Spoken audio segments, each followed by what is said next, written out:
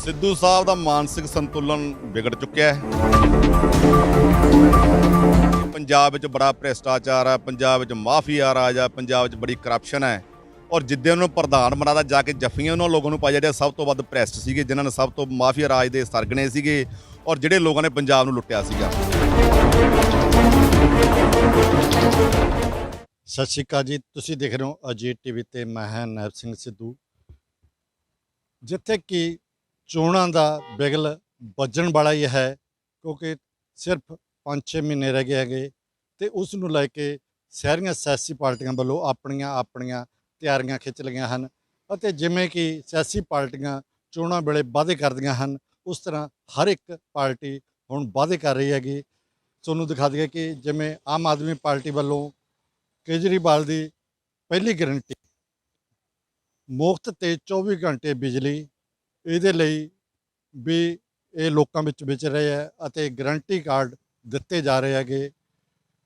ਪਰ ਤੁਹਾਨੂੰ ਦੱਸ ਦਈਏ ਕਿ ਆਏ ਸਾਲ ਆਏ ਪਲਾਨ ਜਦੋਂ ਕਿ ਚੋਣਾਂ ਹੈ ਤਾਂ ਉਦੋਂ ਹਰ ਇੱਕ ਸਿਆਸੀ ਪਾਰਟੀ ਵੱਡੇ ਵਾਅਦੇ ਕੀਤੇ ਜਾਂਦੇ ਹੈ।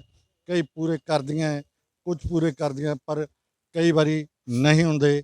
ਪਰ ਇਹ ਵਾਅਦੇ ਜਿਹੜੇ ਬਹੁਤ ਵੱਡੇ ਕੀਤੇ ਜਾਂਦੇ ਹੈਗੇ। ਇਸੇ ਤਰ੍ਹਾਂ ਹੀ ਅੱਜ ਤੁਹਾਨੂੰ ਦਿਖਾ ਦਈਏ ਕਿ ਇਹ ਆਮ ਆਦਮੀ ਪਾਰਟੀ ਵੱਲੋਂ ਵੀ ਜਿਹੜਾ ਕਿ ਧੋਬੀਆਣਾ ਦੇ ਵਿੱਚ ਇੱਕ ਕਨੱਪੀ ਲਾ ਕੇ ਗਰੰਟੀ ਕਾਰਡ ਦਿੱਤੇ ਜਾ ਰਹੇ ਆ ਕਿ 300 ਯੂਨਿਟ ਜਿਹੜੀ ਮਹੀਨੇ ਦੀ ਬਿਜਲੀ ਫ੍ਰੀ ਦਿੱਤੀ ਜਾਊਗੀ ਅਤੇ 24 ਘੰਟੇ ਇਹ ਸਪਲਾਈ ਦਿੱਤੀ ਜਾਊਗੀ। ਤੁਹਾਨੂੰ ਦਿਖਾ ਦਈਏ ਕਿ ਇਹ ਜਿਹੜੇ ਗਰੰਟੀ ਕਾਰਡ ਹੈਗੇ ਇਹ ਆਮ ਲੋਕਾਂ ਨੂੰ ਭਰ ਕੇ ਦਿੱਤੇ ਜਾ ਰਹੇ ਹੈਗੇ ਕਿ ਜੇ ਪੰਜਾਬ ਵਿੱਚ ਕੇਜਰੀਵਾਲ ਦੀ ਸਰਕਾਰ ਆਉਂਦੀ ਹੈ ਤਾਂ ਇਹ ਜੇ ਗਰੰਟੀ ਕਾਰਡ ਦਿੱਤਾ ਜਾਂਦਾ ਹੈਗਾ ਵੀ 300 ਯੂਨਿਟ ਬਿਜਲੀ ਫ੍ਰੀ ਦਿੱਤੀ ਜਾਵੇਗੀ ਅਤੇ 24 ਘੰਟੇ ਬਿਜਲੀ ਦਿੱਤੀ ਜਾਵੇਗੀ।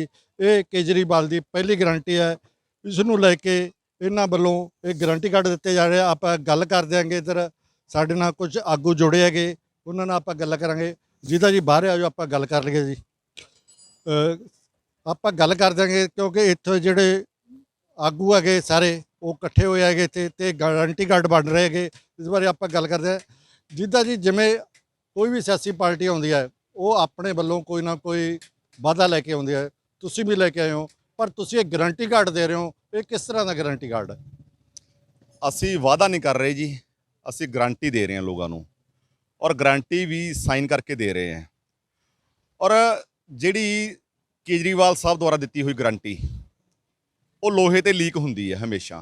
ਤੁਹਾਨੂੰ ਪਤਾ ਹੀ ਹੈ ਇਸ ਗੱਲ ਦਾ ਕਿ ਕੇਜਰੀਵਾਲ ਸਾਹਿਬ ਨੇ ਜਦੋਂ ਰਾਜਨੀਤੀ ਦੇ ਵਿੱਚ ਆਏ ਆ, ਪਹਿਲਾਂ ਇੱਕ ਪ੍ਰੋਟੈਸਟ ਦੇ ਵਿੱਚੋਂ ਨਿਕਲੇ ਹੈ ਔਰ ਰਾਜਨੀਤੀ ਦੇ ਵਿੱਚ ਆਏ ਇੱਕ ਆਮ ਇਨਸਾਨ ਜਿਹੜਾ ਰਾਜਨੀਤੀ ਵਿੱਚ ਆਇਆ, ਉਹ ਵੀ ਜਿਹੜੀਆਂ ਰਵਾਇਤੀ ਪਾਰਟੀਆਂ ਵੱਲੋਂ ਉਹਨਾਂ ਨੂੰ ਇੱਕ ਬਿਲਕੁਲ ਚੈਲੰਜ ਕੀਤਾ ਗਿਆ ਵੀ ਜੇ ਤੁਸੀਂ ਕੀ ਆ ਤਾਂ ਰਾਜਨੀਤੀ ਵਿੱਚ ਆ ਕੇ ਦਿਖਾਓ।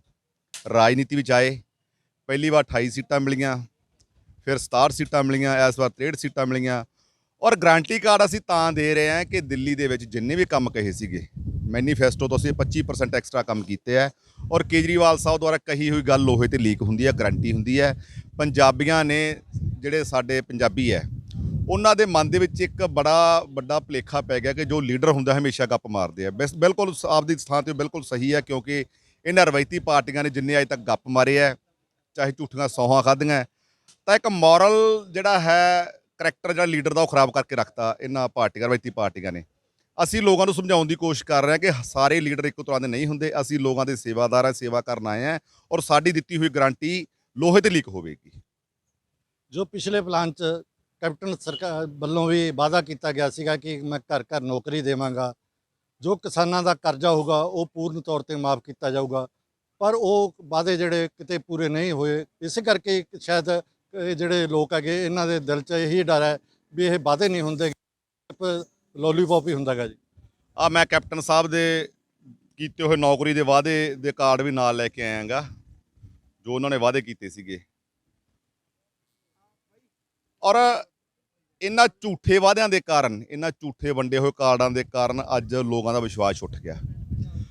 ਅਸੀਂ ਇੱਕ ਗੱਲ ਕਹਿੰਦੇ ਆ, ਅਸੀਂ ਇੱਥੇ ਖੜੇ ਆ, ਮੈਡਮ ਕੁਲਦੀਪ ਕੌਰ ਜੀ ਖੜੇ ਆ, ਮੈਡਮ ਸਰਬਜੀਤ ਕੌਰ ਜੀ ਖੜੇ ਆ, ਮੈਡਮ ਮਨਦੀਪ ਕੌਰ ਜੀ ਖੜੇ ਆ ਔਰ ਮੈਂ ਖੜਾ ਹਾਂ। ਅਸੀਂ ਇਹ ਗਰੰਟੀ ਕਾਰਡ ਦੇ ਕੇ ਨਾਲ ਵਾਅਦਾ ਕਰਦੇ ਹਾਂ ਕਿ ਜੇਕਰ ਆਮ ਆਦਮੀ ਪਾਰਟੀ ਦੀ ਸਰਕਾਰ ਆਉਂਦੀ ਹੈ ਤਾਂ 1 ਸਾਲ ਦੇ ਵਿੱਚ ਜੇਕਰ ਅਸੀਂ ਫ੍ਰੀ ਬਿਜਲੀ ਨਾ ਦਿੱਤੀ, ਜੇਕਰ ਅਸੀਂ ਜਿਹੜੇ ਅਸੀਂ ਉਹਨਾਂ ਨੂੰ ਦੇ ਰਹੇ ਹਾਂ ਗਰੰਟੀ ਕਾਰਡ ਉਸ ਮੁਤਾਬਕ ਬਿਜਲੀ ਨਾ ਦਿੱਤੀ, ਤਾਂ ਅਸੀਂ ਬਠਿੰਡਾ ਦੇ ਵਿੱਚ ਹੈ, ਬਠਿੰਡਾ ਦੇ ਵਿੱਚ ਹੀ ਰਹਿੰਦੇ ਹਾਂ, ਤਾਂ ਸਾਨੂੰ ਲੋਕ ਆ ਕੇ ਮਿਲ ਸਕਦੇ ਆ, ਅਸੀਂ ਉਸ ਗੱਲ ਦੇ ਖੁਦ ਜ਼ਿੰਮੇਵਾਰ ਹੋਵਾਂਗੇ।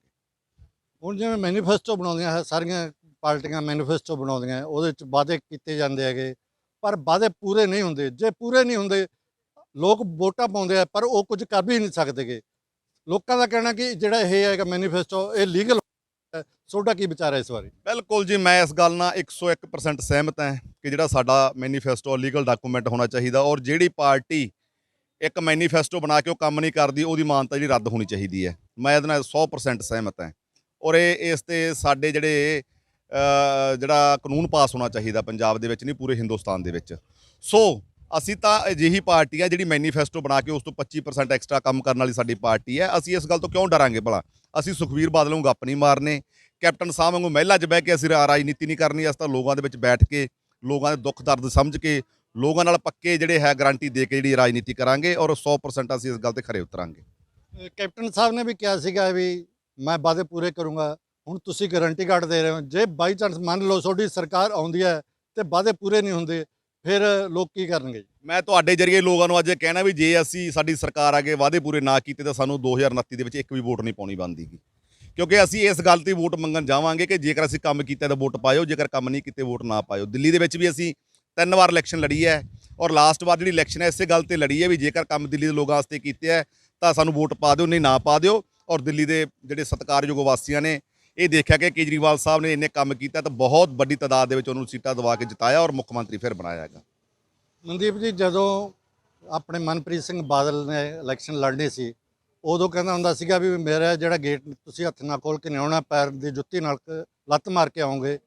ਪਰ ਹੁਣ ਗੇਟ ਤਾਂ ਕੀ ਖੋਲ੍ਹਣਾ ਸੀ, 10-10 ਫੁੱਟ ਦੂਰ ਤੱਕ ਬੈਰੀਗੇਟ ਲਾਏ ਹੈ, ਉੱਥੇ ਅੰਦਰ ਨਹੀਂ ਕੋਈ ਜਾ ਸਕਦਾਗਾ। ਗੱਲ ਤਾਂ ਉਹਨਾਂ ਨੇ ਕੀ ਸੁਣਨੀ, ਕੀ ਕਹਿਣਾ ਚਾਹੋਗੇ ਇਸ ਬਾਰੇ? ਦੇਖੋ ਸਰ, ਇਹ ਤਾਂ ਹਮੇਸ਼ਾ ਭੱਜਦੇ ਹੀ ਰਹੇ ਹੈਗੇ ਆਪਦੇ ਵਾਅਦਿਆਂ ਤੋਂ, ਜਿਹੜੇ ਇਹਨਾਂ ਨੇ ਅੱਜ ਤੱਕ ਗਾਪੀ।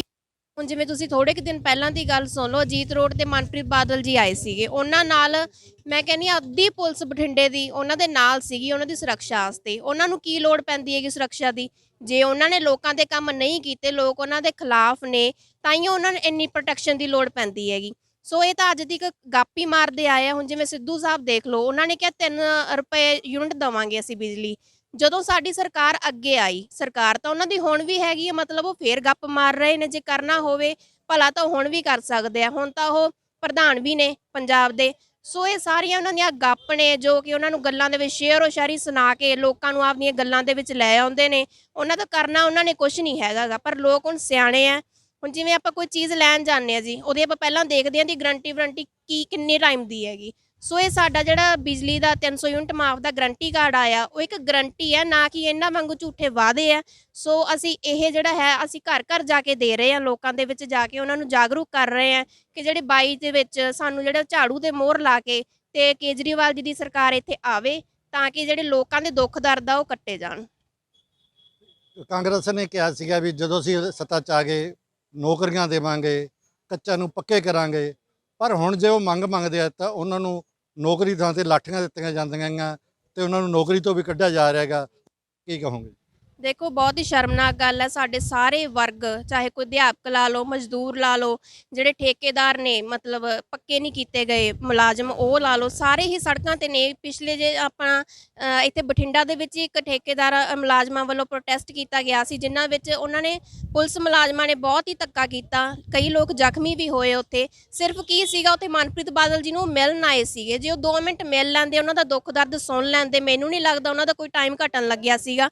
ਹਰੇਕ ਤੇ ਸਾਡੀਆਂ ਭੈਣਾਂ ਨਾਲ ਬਹੁਤ ਹੀ ਸ਼ਰਮਨਾਕ ਮਤਲਬ ਗੱਲ ਹੈਗੀ ਕਿ ਸਾਡੇ ਪੁਲਿਸ ਮੁਲਾਜ਼ਮ ਵੀ, ਚਲੋ ਉਹਨਾਂ ਦੀ ਵੀ ਇੱਕ ਡਿਊਟੀ ਹੁੰਦੀ ਹੈ, ਪਰ ਉਹਨਾਂ ਨੂੰ ਥੋੜਾ ਜਿਹਾ ਇਨਸਾਨੀਅਤ ਦੇ ਨਾਤੇ ਦਾ ਹੱਕ ਬਣਦਾ ਹੈਗਾ ਕਿ ਆਪਦਾ ਪ੍ਰੋਟੈਸਟ ਕਰਨ ਤੇ ਉਹਨਾਂ ਨਾਲ ਕੋਈ ਇਦਾਂ ਦੀ ਬਦਸਲੂਕੀ ਨਾ ਕੀਤੀ ਜਾਵੇ ਜਿਹਦੇ ਨਾਲ ਉਹਨਾਂ ਦੇ ਫਿਜ਼ੀਕਲੀ ਉਹ ਹਰਟ ਹੋਣ ਜਾਂ ਉਹਨਾਂ ਦੇ ਸੱਟਾਂ ਲੱਗਣ। ਜਿੱਦਾਂ ਜੀ ਸਿੱਧੂ ਸਾਹਿਬ ਕਹਿ ਰਹੇ ਹੈਗੇ ਵੀ ਅਸੀਂ ਜਿਹੜੀ ਬਿਜਲੀ ਹੈ ਉਹ ਸਾਡੀ ਸਰਕਾਰ ਆਉਣ ਤੇ 3 ਰੁਪਏ ਯੂਨਿਟ ਦੇਵਾਂਗੇ, ਪਰ ਹੁਣ ਸਰਕਾਰ ਕੀ ਦੀ ਹੁਣ ਕਿਉਂ ਨਹੀਂ ਦੇ ਰਹੇ ਹੋ? ਸਿੱਧੂ ਸਾਹਿਬ ਦਾ ਮਾਨਸਿਕ ਸੰਤੁਲਨ ਵਿਗੜ ਚੁੱਕਿਆ ਹੈ। ਬੜੀ ਹਾਸੋਹੀਣੀ ਗੱਲ ਹੈ ਕਿ ਪਹਿਲਾਂ ਤਾਂ ਬੈਠੇ ਟਵੀਟ ਪਾਉਂਦੇ ਹੁੰਦੇ ਸੀਗੇ ਕਿ ਪੰਜਾਬ ਵਿੱਚ ਬੜਾ ਭ੍ਰਿਸ਼ਟਾਚਾਰ ਆ, ਪੰਜਾਬ ਵਿੱਚ ਮਾਫੀਆ ਰਾਜ ਆ, ਪੰਜਾਬ ਵਿੱਚ ਬੜੀ ਕਰਪਸ਼ਨ ਹੈ, ਔਰ ਜਿੱਦੇ ਉਹਨੂੰ ਪ੍ਰਧਾਨ ਬਣਾਦਾ ਜਾ ਕੇ ਜੱਫੀਆਂ ਉਹਨਾਂ ਲੋਕਾਂ ਨੂੰ ਪਾਇਆ, ਜਿਹੜੇ ਸਭ ਤੋਂ ਵੱਧ ਪ੍ਰੈਸਟ ਸੀਗੇ, ਜਿਨ੍ਹਾਂ ਨੇ ਸਭ ਤੋਂ ਮਾਫੀਆ ਰਾਜ ਦੇ ਸਰਗਣੇ ਸੀਗੇ ਔਰ ਜਿਹੜੇ ਲੋਕਾਂ ਨੇ ਪੰਜਾਬ ਨੂੰ ਲੁੱਟਿਆ ਸੀਗਾ।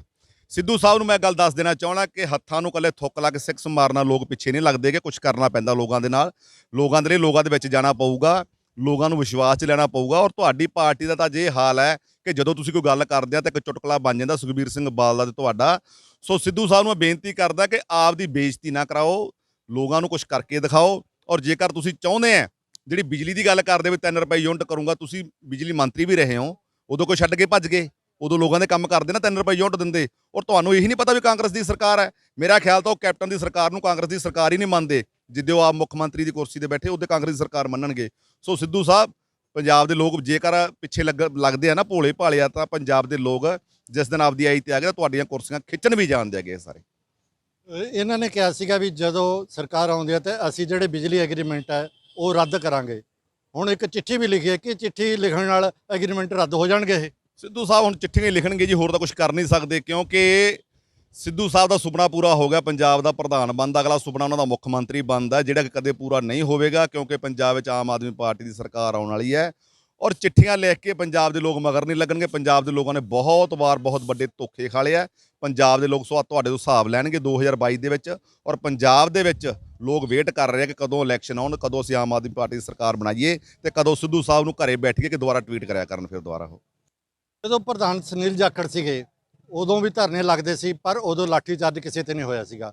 ਜਿੱਦਾਂ ਦੇ ਸਿੱਧੂ ਸਾਹਿਬ ਪ੍ਰਧਾਨ ਬਣਿਆ ਉਸ ਦੂਸਰੇ ਦਿਨ ਹੀ ਧਰਨਾ ਕਾਰੀਆਂ ਤੇ ਲਾਠੀਚਾਰਜ ਹੋਣਾ ਸ਼ੁਰੂ ਹੋ ਗਿਆ। ਇਹ ਕਿਸ ਤਰ੍ਹਾਂ ਦੀ ਹੈਗੀ ਜੀ? ਦੇਖੋ ਜੀ, ਮੈਂ ਤੁਹਾਡੇ ਨਾਲ ਬਿਲਕੁਲ ਸੱਚੇ ਦਿਲ ਨਾਲ ਗੱਲ ਕਰੂੰਗਾ ਕਿ ਕੈਪਟਨ ਔਰ ਸਿੱਧੂ ਦੇ ਵਿੱਚ ਬੜੀ ਵੱਡੀ ਲੜਾਈ ਹੈ, ਜਿਹਦੇ ਵਿੱਚ ਲੋਕਾਂ ਦਾ ਬਹੁਤ ਵੱਡਾ ਨੁਕਸਾਨ ਹੋ ਰਿਹਾ ਹੈ। ਔਰ ਇਹ ਸਾਰਾ ਕੁਝ ਚਾਹੇ ਸਿੱਧੂ ਕਰਵਾ ਰਿਹਾ ਹੈ, ਚਾਹੇ ਮਹਾਰਾਜਾ ਕਰਵਾ ਰਿਹਾ ਹੈ। ਇਹ ਕਹਿੰਦੇ ਆ ਵੀ, ਉਹ ਕਹਿੰਦਾ ਵੀ ਕੈਪਟਨ ਅਮਰਿੰਦਰ ਸਿੰਘ ਫੇਲ ਹੋ ਜਾਣਾ, ਉਹ ਕਹਿੰਦਾ ਸਿੱਧੂ ਫੇਲ ਹੋ ਜੇ, ਇਸ ਕਰਕੇ ਲੋਕਾਂ ਉੱਪਰ ਲਾਠੀਆਂ ਭਰਾਈਆਂ ਜਾ ਰਹੀਆਂ, ਲੋਕਾਂ ਨੂੰ ਕੁੱਟਿਆ ਜਾ ਰਿਹਾ, ਲੋਕਾਂ ਦੇ ਜਿਹੜੇ ਆ ਉਹਨਾਂ ਦੇ ਵਾਅਦੇ ਪੂਰੇ ਕਰਨ ਦੀ ਬਜਾਏ ਉਹਨਾਂ ਨੂੰ ਘਸੀਟਿਆ ਜਾ ਰਿਹਾ, ਕੁੱਟਿਆ ਜਾ ਰਿਹਾ, ਜਿਹੜੇ ਕਿ ਲੋਕਾਂ ਬੜੀ ਸ਼ਰਮਨਾਕ ਗੱਲ ਹੈ। ਉਹਦਾ ਹਿਸਾਬ ਕਿਤਾਬ 2022 'ਚ ਕੀਤਾ ਜਾਊਗਾ। ਇਹ ਸਨ ਆਮ ਆਦਮੀ ਪਾਰਟੀ ਦੇ ਆਗੂ, ਜਿਨ੍ਹਾਂ ਵੱਲੋਂ ਕਿ ਜਿਹੜੇ 300 ਯੂਨਿਟ ਬਿਜਲੀ ਮਾਫੀ ਦੀ ਗਾਰੰਟੀ ਦਿੱਤੀ ਜਾ ਰਹੀ ਹੈ ਅਤੇ ਇਹਨਾਂ ਵੱਲੋਂ ਕਿਹਾ ਜਾ ਰਿਹਾ ਹੈ ਕਿ ਜਿਹੜੀ ਕੈਪਟਨ ਅਤੇ ਸਿੱਧੂ ਦੀ ਲੜਾਈ ਹੈ ਉਸ ਵਿੱਚ ਆਮ ਲੋਕ ਘੜੀਸੇ ਜਾ ਰਹੇ ਹੈ। ਜਿੱਥੇ ਕਿ ਆਮ ਆਦਮੀ ਪਾਰਟੀ ਵੱਲੋਂ 300 ਯੂਨਿਟ ਬਿਜਲੀ ਦੀ ਗਾਰੰਟੀ ਦਿੱਤੀ ਜਾ ਰਹੀ ਹੈ, ਉੱਥੇ ਸਾਡੇ ਨਾਲ ਕੁਝ ਮਹਿਲਾਵਾਂ ਵੀ ਜੁੜੀਆਂ ਹਨ, ਜਿਨ੍ਹਾਂ ਦਾ ਕਿ 80 ਹਜ਼ਾਰ ਰੁਪਇਆ ਬਿੱਲ ਆ ਚੁੱਕਾ ਹੈ। ਇਹ ਕਿਉਂ ਆਇਆ, ਇਸ ਬਾਰੇ ਆਪਾਂ ਗੱਲ ਕਰਾਂਗੇ ਵੀ ਇਹ ਮਾਫ ਕਿਉਂ ਨਹੀਂ ਹੋਇਆ, ਜਦੋਂ ਇਹ ਵੀ ਗਰੀਬ ਪਰਿਵਾਰ ਦੇ ਆ ਜਿਹੜੇ ਮਹਿਲਾਵਾਂ। ਤੇ ਆਪਾਂ ਇਹਨਾਂ ਨਾਲ ਗੱਲ ਕਰਾਂ। ਕੀ ਨਾਂ ਜੀ ਤੁਹਾਡਾ? ਪਰਮਜੀਤ ਕੌਰ ਜੀ। ਕਿੰਨਾ ਬਿੱਲ ਆਇਆ ਤੁਹਾਡਾ? 1.5 ਲੱਖ ਜੀ। ਤੇ ਕੀ ਕਾਰਨ ਇਹਨਾਂ ਬਿੱਲ ਕਿਉਂ ਆਇਆ? ਬਿੱਲ ਆਇਆ ਜੀ 5-6 ਮਹੀਨੇ ਸਾਡੇ ਤੋਂ ਭਰਿਆ ਨਹੀਂ ਗਿਆ। ਮੇਰੇ ਘਰ ਵਾਲੇ ਕੈਂਸਰ ਦੇ ਪੀੜਤ ਨੇ, ਉਹਨਾਂ ਨੂੰ ਲੈ ਕੇ ਫਿਰਦੇ ਰਹੇ ਅਸੀਂ, ਦਵਾਈ ਬੂਟੀ ਚੱਲਦੀ ਰਹੀ ਤੇ ਉਧਰ ਧਿਆਨ ਨਹੀਂ ਹੋਇਆ। ਫਿਰ ਸਾਡਾ ਖੜੇ ਪੈਰ ਮੀਟਰ ਪੱਟ ਕੇ ਲੈ ਗਏ, ਤੇ ਉਸ ਤੋਂ ਬਾਅਦ ਅਸੀਂ 2 ਦਿਨਾਂ ਦੇ ਵਿੱਚ ਭੱਜ ਨੱਸ ਕੀਤੀ, ਕਿਉਂਕਿ ਉਹਨਾਂ ਨੂੰ ਮੁਸ਼ਕਲ ਸੀ, ਬਿਮਾਰ ਸੀਗੇ ਉਹ ਲਾਈਟ ਵੱਲੋਂ। ਤੇ ਭਰ ਕੇ ਵੇਲੇ ਅਸੀਂ ਲੋਨ ਚੱਕਿਆ ਬੰਧਨ ਕੰਪਨੀ ਚੋਂ, ਚੱਕ ਕੇ 80,000 ਰੁਪਇਆ ਭਰ ਕੇ ਆਏ ਆ ਜੀ, ਫੇਰ ਲੱਗਿਆ। ਦੂਜੀਆਂ ਇਹਨਾਂ ਨੇ ਕਿਸ਼ਤਾਂ ਸਾਡੇ ਨਾਲ ਕੀਤੀਆਂ 10-10 ਹਜ਼ਾਰ ਦੀਆਂ। ਹੁਣ ਜਿਹੜਾ ਮੈਂ ਕਿ 5,000 ਰੁਪਇਆ ਹਫਤੇ ਦਾ ਅਸੀਂ ਭਰ ਰਹੇ ਆ ਬੰਧਨ ਕੰਪਨੀ ਨੂੰ, ਜਾ ਕੇ ਪਤਾ ਕਰ ਸਕਦੇ ਆ। ਤੁਸੀਂ ਕਿਸੇ ਸਰਕਾਰੀ ਨੁਮਾਇੰਦੇ ਕੋਲੇ ਗਏ? ਬਹੁਤ ਗਏ ਆ, ਸਾਰੇ ਭੱਜ ਲਏ। ਉਹ ਕਹਿੰਦੇ ਨਹੀਂ, ਜੱਟਾਂ ਦਾ ਹੁੰਦਾ ਨਹੀਂ ਮਾਫ, ਜੱਟ ਦੇ ਭਾਵੇਂ ਔੜਾ ਨਾ ਹੋਵੇ, ਹੈ ਨਹੀਂ ਸਾਡੇ ਕੋਲੇ ਕੁਛ, ਜ਼ਮੀਨ ਨਹੀਂ, ਜਾਇਦਾਦ ਨਹੀਂ, ਲੈਣਾ ਨਹੀਂ ਦੇਣਾ ਨਹੀਂ, ਅਸੀਂ ਕਿੱਥੋਂ ਕਰਾਈਏ ਇੰਨਾ। ਨਾ ਸਾਡਾ ਕਹਿੰਦੇ ਸਰਟੀਫਿਕੇਟ ਵੀ ਨਹੀਂ ਬਣ ਸਕਦਾ ਹੈਗਾ, ਬਿੱਲ ਵੀ ਨਹੀਂ ਮਾਫ ਹੁੰਦਾ, ਸਰਟੀਫਿਕੇਟ ਵੀ ਨਹੀਂ ਬਣਦਾ। ਜਾਈਏ ਤੇ ਜਾਈਏ ਕਿੱਥੇ? ਬੱਚਿਆਂ ਨੂੰ ਕਿੱਥੋਂ ਖਵਾਵਾਂ, ਪੜ੍ਹਾਵਾਂ ਲਿਖਾਵਾਂ ਕਿੱਥੋਂ? ਇੱਕ ਬੇਟਾ ਏ, ਉਹ ਅਜੇ ਛੋਟਾ ਏ, ਪੜ੍ਹਦਾ ਏ, ਪਿਤਾ ਉਹਨਾਂ ਦਾ ਮੰਜੇ ਤੇ ਪਿਆ, ਮੈਂ ਆਪ ਕੰਮ ਕਰਦੀ ਆ, ਸੇਵਾ ਕਰਦੀ ਆ ਨਾਲ। ਤੁਸੀਂ ਗੁਜ਼ਾਰਾ ਕਿਵੇਂ ਕਰਦੇ ਹੋ ਫਿਰ? ਤੁਹਾਡੇ ਕੋਲ ਕੁਛ ਹੈ ਨਹੀਂ, ਨਾਲੇ ਉਧਰੋਂ 5,000 ਰੁਪਇਆ ਤੁਹਾਨੂੰ ਬਿੱਲ ਕਿਸ਼ਤ ਵੀ ਭਰਨੀ ਪੈਂਦੀ ਹੈ। ਕੁਛ ਦਿਹਾੜੀ ਦੱਪਾ ਕਰਦੇ ਆ ਜੀ, ਬੇਟੀ ਆਈ ਹੋਈ ਆ, ਕੋਲੇ ਰਹਿੰਦੀ ਆ, ਬੇਟੀ ਜਾਂਦੀ ਆ ਦਿਹਾੜੀ ਦੱਪਾ, ਮੈਂ ਆਪ ਜਾਂਦੀ ਆ। ਫਿਰ ਵਿੱਚ ਦੀ ਕਿਤੇ ਸੇਵਾ ਕਰਾਈ ਦੀ ਆ ਪੀਰਖਾਨੇ, ਉੱਥੋਂ ਆਟਾ ਉਟਾ ਮਿਲ ਜਾਂਦਾ, ਆਪਦਾ ਟਾਈਮ ਪਾਸ ਕਰਦੇ ਆ ਅਸੀਂ। ਸੋਨੂੰ ਕਿੰਨਾ ਬਿੱਲ ਆਇਆ ਜੀ? ਮੈਨੂੰ 50,000 ਆਇਆ ਜੀ। ਮੇਰੀ ਮਾਂ ਦਾ ਚੂਕਣਾ ਟੁੱਟ ਗਿਆ, 4 ਸਾਲ ਹੋ ਗਏ ਮੰਜੀ ਤੇ ਪਈ ਰਹੀ, ਉਹ ਠੀਕ ਨਹੀਂ ਹੋਈ। ਹੁਣ ਉਹਨਾਂ ਦੀ ਡੈਥ ਹੋਈ ਆ, ਹੁਣ ਮੈਂ ਆਈ ਆ ਤੇ ਮੈਂ ਦੇਖਿਆ ਤੇ ਮੈਨੂੰ 50,000 ਪਿੱਛੋਂ ਬਿੱਲ ਆਇਆ। ਤੁਸੀਂ ਘਰੇ ਵੀ ਹੈ ਨਹੀਂ ਸੀ, ਤੁਹਾਡਾ ਘਰ ਬੰਦ ਸੀ, ਫਿਰ ਵੀ ਤੁਹਾਨੂੰ ਇੰਨਾ ਬਿੱਲ ਆਇਆ? ਫਿਰ ਵੀ ਇੰਨਾ ਬਿੱਲ ਆਇਆ ਜੀ। ਤੁਸੀਂ ਕਿਸੇ ਨੂੰ ਮਿਲੇ ਵੀ ਇਹ ਮਾਫ ਕੀਤਾ ਜਾਵੇ ਤੇ ਅਸੀਂ ਇਹ ਘਰੇ ਨਹੀਂ ਸੀ, ਫਿਰ ਇੰਨਾ ਬਿੱਲ ਕਿਉਂ ਆਇਆ? ਨਹੀਂ ਜੀ, ਮੈਂ ਇੱਥੇ ਹੈ ਨਹੀਂ ਸੀ, ਕਿਸੇ ਨੂੰ ਨਹੀਂ ਮਿਲੀ ਅਜੇ ਤੱਕ। ਪਰ ਜਦੋਂ ਮੈਂ ਦੇਖਦੀ ਇੰਨਾ ਮੈਨੂੰ ਬਿੱਲ ਆ ਗਿਆ ਵਾ ਕਿ ਕਰੋ ਕੋਈ ਕਿਰਪਾ। ਜਦੋਂ ਘਰ ਲੋਕ ਹੁੰਦਾ ਜਾਂ ਮੀਟਰ ਨਹੀਂ ਚੱਲਦਾ ਤਾਂ 100 ਰੁਪਿਆ ਮਹੀਨੇ ਦਾ ਬਿੱਲ ਆਉਂਦਾ ਹੁੰਦਾ ਹੈਗਾ, ਉਹ ਵੀ ਲੋਕ ਦਾ ਬਿੱਲ ਆਉਂਦਾ ਹੈਗਾ ਵੀ 100 ਰੁਪਿਆ ਤਾਂ ਆਉਣਾ ਹੀ ਆਉਣਾ। ਸੋ ਉਹਨੂੰ ਇੰਨਾ ਕਿਵੇਂ ਆਇਆ? ਪਤਾ ਨਹੀਂ ਕੀ ਗੱਲ ਹੈ, ਮੈਨੂੰ ਘਰ ਮੇਰਾ ਬੰਦ ਰਿਹਾ ਫਿਰ ਵੀ ਮੈਨੂੰ ਇੰਨਾ ਬਿੱਲ ਆ ਗਿਆ। ਮੇਰੀ ਮਾਂ ਦਾ ਚੁਗਣਾ ਟੁੱਟ ਗਿਆ ਸੀ, ਉੱਥੇ ਰਹੀ। ਹੁਣ ਮੇਰੀ ਮਾਂ ਦੀ ਡੈਥ ਹੋ ਗਈ ਆ, ਹੁਣ ਮੈਂ ਆਈ ਹਾਂ ਇੱਥੇ ਬਠਿੰਡੇ, ਅੰਮ੍ਰਿਤਸਰ ਸੀ ਪਹਿਲੇ। ਹੁਣ ਬਿਜਲੀ ਮਹਿਕਮੇ ਵਾਲੇ ਕੀ ਕਹਿੰਦੇ ਹੈਗੇ ਤੁਹਾਨੂੰ? ਬਿਜਲੀ ਮਹਿਕਮੇ ਵਾਲੇ ਆਂਦੇ ਮੀਟਰ ਲਾ ਕੇ ਰੱਖ ਗਏ ਆ ਉੱਥੇ, ਕੁਝ ਨਹੀਂ ਆਖਿਆ ਉਹਨਾਂ ਨੇ। ਆਂਦੇ ਬਿੱਲ ਭਰੋ, ਮੈਂ ਇਕੱਲੀ ਆ, ਮੈਂ ਭਰ ਨਹੀਂ ਸਕਦੀ ਇੰਨਾ ਬਿੱਲ। ਹੁਣ ਜਿਵੇਂ ਆਪਣੇ ਆਮ ਆਦਮੀ ਪਾਰਟੀ ਵਾਲੇ ਕਹਿ ਰਹੇ ਵੀ ਅਸੀਂ 300 ਯੂਨਿਟ ਮਾਫ ਕਰਾਂਗੇ, ਜਿਹੜੇ ਪਿਛਲੇ ਬਕਾਇਆ ਬਿੱਲ ਆ ਉਹ ਵੀ ਮਾਫ ਕਰ ਦਾਂਗੇ, ਕਿਸ ਤਰ੍ਹਾਂ ਲੱਗਦਾ ਤੁਹਾਨੂੰ ਇਹ? ਠੀਕ ਹੈ ਜੀ, ਬਹੁਤ ਬਹੁਤ ਧੰਨਵਾਦ ਇਹਨਾਂ ਦਾ, ਜੇ ਇਹਨਾਂ ਨੇ ਕਿਹਾ ਤੇ ਕਰਨਗੇ ਜ਼ਰੂਰ।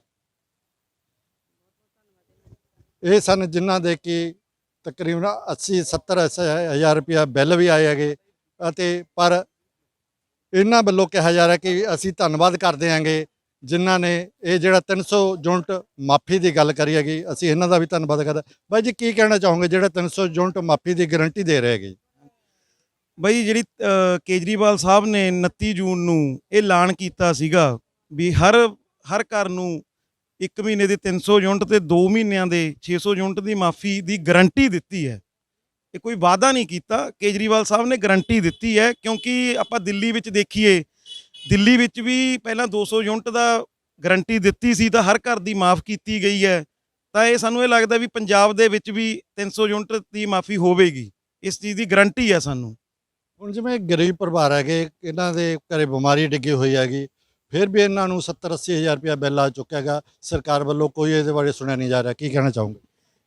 ਇਹ ਗਰੀਬ ਬੰਦਿਆਂ ਦੇਖ ਕੇ ਤੁਸੀਂ ਵੀ ਦੇਖਿਆ ਜੀ, ਉਹ ਵਿਚਾਰਾ ਗਰੀਬ ਪਰਿਵਾਰ ਲੋਨ ਲੈ ਕੇ ਬਿਜਲੀ ਦੇ ਬਿੱਲ ਭਰ ਰਹੇ ਹੈ। ਇਹ ਤਾਂ ਕੋਈ ਡੈਮੋਕ੍ਰੇਸੀ ਦਾ ਰਾਜ ਨਹੀਂ, ਇਹ ਤਾਨਾਸ਼ਾਹ ਦਾ ਰਾਜ ਹੈ। ਗਰੀਬ ਪਰਿਵਾਰਾਂ ਦੇ, ਉਹਨਾਂ ਦੇ ਪਰਿਵਾਰ 'ਚ ਪਹਿਲਾਂ ਹੀ ਬਿਮਾਰੀ ਹੈ, ਫਿਰ ਏਡੇ ਏਡੇ ਬਿੱਲ, ਨਾ ਸਰਕਾਰ ਉਹਨਾਂ ਦੀ ਗੱਲ ਸੁਣਦੀ ਹੈ। ਇਸੇ ਕਰਕੇ ਲੋਕ ਹੁਣ ਇਹ ਬਦਲਾਵ ਚਾਹੁੰਦੇ ਆ ਪੰਜਾਬ ਦੇ ਵਿੱਚ, ਵੀ ਜਦੋਂ ਪਿਛਲੀਆਂ ਸਰਕਾਰਾਂ ਨੇ ਲੋਕਾਂ ਨੂੰ ਝੂਠ ਬੋਲ ਕੇ, ਗੱਪ ਮਾਰ ਕੇ, ਇਹ ਸਭ ਭ੍ਰਮ 'ਚ ਪਾ ਕੇ ਇਹਨਾਂ ਨੇ ਸਰਕਾਰ ਬਣਾਈ ਸੀ ਆਪਦੀ, ਤੇ ਅੱਜ ਦੇਖ ਲਓ ਲੋਕਾਂ ਦੇ ਹਾਲਾਤ ਕੀ ਹੋਏ ਪਏ ਆ ਜੀ, ਤੁਸੀਂ ਤੁਹਾਡੇ ਸਾਹਮਣੇ ਹੀ ਹੈ। ਉਹ ਗਰੀਬ ਪਰਿਵਾਰ ਜਿਹਦੇ ਘਰ ਵਿੱਚ ਸਭ ਤੋਂ ਨਾ ਭਾਗੀ ਬਿਮਾਰੀ ਹੈ, ਜਿਸ ਦਾ ਮੈਂ ਨਾਮ ਵੀ ਨਹੀਂ ਲੈ ਸਕਦਾ, ਉਸ ਪਰਿਵਾਰ ਉਹ ਬਿਮਾਰੀ ਨਾਲ ਵੀ ਲੜ ਰਹੇ ਨੇ, ਤੇ ਬਿਜਲੀ ਦਾ ਬਿੱਲ ਵੀ ਉਹਨਾਂ ਨੂੰ ਉਸ ਬਿਮਾਰੀ ਦੇ ਬਰਾਬਰ ਹੋ ਚੁੱਕਿਆ ਹੈ। ਇਹ ਦੇਖੋ ਜੀ ਤੁਸੀਂ ਕਿੱਡਾ ਮਾੜਾ ਹਾਲ ਹੈ ਇਹ ਚੀਜ਼ ਦਾ। ਜੇ ਇਹ ਲੋਕਾਂ ਨੂੰ ਹਰ 2 ਮਹੀਨਿਆਂ ਬਾਅਦ 600 ਯੂਨਿਟ ਦੀ ਮਾਫੀ ਮਿਲੂਗੀ ਤਾਂ ਇਹਨਾਂ ਨੂੰ ਕਿੰਨਾ ਇਸ ਚੀਜ਼ ਦਾ ਆਸਰਾ ਮਿਲੂਗਾ ਜੀ। ਇਹ ਤੁਸੀਂ ਸੁਣ ਚੁੱਕੇ ਹੋ ਕਿ ਵੀ ਐਡੀ ਵੱਡੀ ਬਿਮਾਰੀ ਡਿੱਗਣ ਦੇ ਬਾਵਜੂਦ ਵੀ ਉਹਨਾਂ ਨੂੰ ਜਿਹੜਾ 70-80 ਹਜ਼ਾਰ ਦਾ ਬਿੱਲ ਆ ਗਿਆ ਉਹ ਮਾਫ ਨਹੀਂ ਕੀਤਾ ਜਾ ਰਿਹਾ। ਇੱਕ ਪਾਸੇ ਤਾਂ ਉਹਨਾਂ ਦੀ ਕੈਂਸਰ ਦੀ ਬਿਮਾਰੀ ਤੇ ਪੈਸੇ ਲੱਗ ਰਿਹਾ ਹੈ, ਅਤੇ ਦੂਸਰੇ ਪਾਸੇ ਐਡਾ ਵੱਡਾ ਬਿੱਲ ਭਰਨ ਲਈ ਮਜਬੂਰ ਹੈ, ਉਹ ਵੀ ਲੋਨ ਲੈ ਕੇ ਭਰਿਆ ਜਾ ਰਿਹਾ, ਉਧਰੋਂ ਉਹਦਾ ਵਿਆਜ ਪਈ ਜਾਂਦਾ ਹੈ। ਇਹ ਗਰੀਬ ਪਰਿਵਾਰ ਕਿਸ ਤਰ੍ਹਾਂ ਇਹ ਪੈਸੇ ਤਾਰੇਗਾ? ਬਠਿੰਡਾ ਤੋਂ ਅਜੀਤ ਟੀਵੀ ਲਈ ਨੈਬ ਸਿੰਘ ਸਿੱਧੂ ਦੀ ਰਿਪੋਰਟ। ਕੋਵਿਡ ਦੀ ਬਿਮਾਰੀ ਦੌਰਾਨ ਪੰਜਾਬ ਸਰਕਾਰ ਬਿਲਕੁਲ ਫੇਲ ਹੋ ਗਈ। ਹਜ਼ਾਰਾਂ ਮੌਤਾਂ ਪੰਜਾਬ 'ਚ ਇਸ ਲਈ ਹੋਈਆਂ ਕਿਉਂਕਿ ਸਰਕਾਰੀ ਹਸਪਤਾਲਾਂ ਕੋਲੇ ਨਾ ਆਕਸੀਜਨ ਦਾ, ਨਾ ਦਵਾਈਆਂ ਦਾ ਸਾਧਨ ਸੀ। ਪ੍ਰਾਈਵੇਟ ਹਸਪਤਾਲ ਲੱਖਾਂ ਰੁਪਏ ਚਾਰਜ ਕਰਦੇ ਸੀ। ਸ਼੍ਰੋਮਣੀ ਅਕਾਲੀ ਦਲ ਤੇ ਬਹੁਜਨ ਸਮਾਜ ਪਾਰਟੀ ਨੇ ਫੈਸਲਾ ਕੀਤਾ ਕਿ ਸਾਡੀ ਆਉਣ ਵਾਲੀ ਸਰਕਾਰ ਵਿੱਚ ਅਸੀਂ ਸਾਰੇ ਪੰਜਾਬੀਆਂ ਦੀ 10 ਲੱਖ ਰੁਪਏ ਤੱਕ ਮੈਡੀਕਲ ਇੰਸ਼ੋਰੈਂਸ ਕਰਾਵਾਂਗੇ। 10 ਲੱਖ ਰੁਪਏ ਤੱਕ ਕੋਈ ਵੀ ਪੰਜਾਬੀ ਕਿਸੇ ਵੀ ਪ੍ਰਾਈਵੇਟ ਹਸਪਤਾਲ ਜਾਂ ਸਰਕਾਰੀ ਹਸਪਤਾਲ 'ਚ ਆਪਣਾ ਇਲਾਜ ਕਰਾ ਸਕੇਗਾ, ਦਵਾਈਆਂ ਲੈ ਸਕੇਗਾ, ਟੈਸਟ ਕਰਾ ਸਕੇਗਾ। ਪੈਸੇ ਕਰਕੇ ਕੋਈ ਪੰਜਾਬੀ ਇਲਾਜ ਕਰਨ ਤੋਂ ਨਾ ਰਹਿ ਸਕੇ। ਆ ਸਾਡਾ ਸਾਰੇ ਨਾਲ ਵਾਅਦਾ ਹੈ।